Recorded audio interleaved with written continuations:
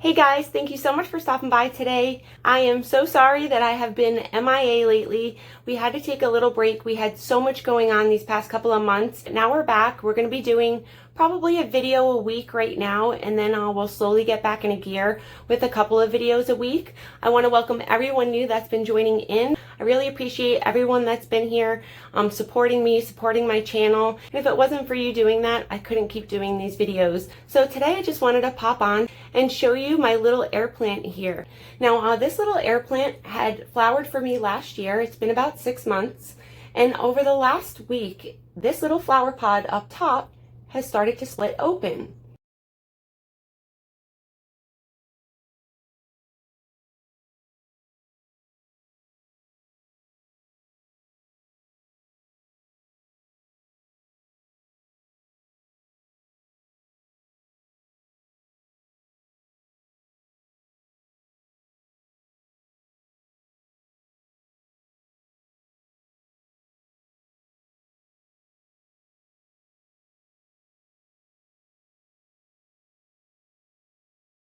Now we got our seed pod to split open. And I've never germinated seeds from air plants before, so I'm really excited that I get to do this with you guys. I'm going to look up some information, find out what we need to do for it, find out what kind of environment they need. I know it takes like a year to get an air plant like that big, so it takes a very long time for these to grow from seed. The best way to propagate them is from these offshoots.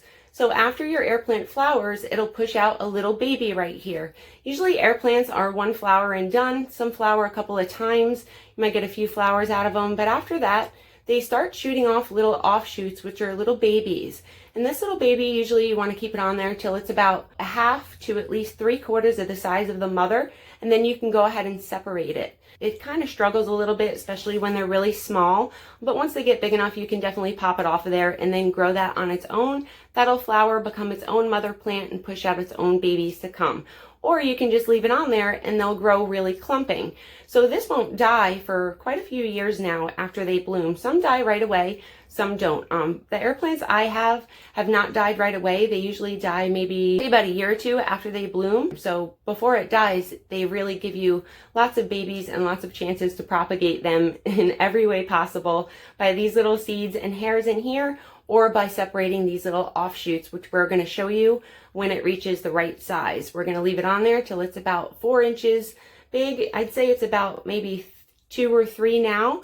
And then when it gets about half to 3/4 the size of that mother, I'll go ahead, pop that little baby off, come back and show you guys how we do that. For right now, I don't water this. I just kind of mist the bottom. I hold my hand over the flower and then I mist the air plant to water it.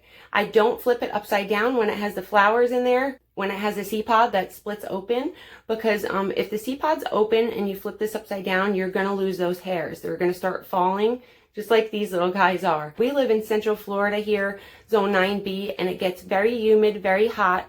We get every bug known to man, and we get every disease out there. So it's really hard to grow here sometimes, especially during certain times of months. And I have to use a few different techniques than everyone else, just because we do get a lot of rot happening with our air plants. And I'm going to go over a specific video on the care for these guys and how I do water them, how I take care of them, where I leave them, how much sun they get. Thank you so much for being here. I really appreciate you guys, and it's great to see you. As always, thank you so much from the bottom of my pots. Have a great day, and I'll see you soon. Bye-bye.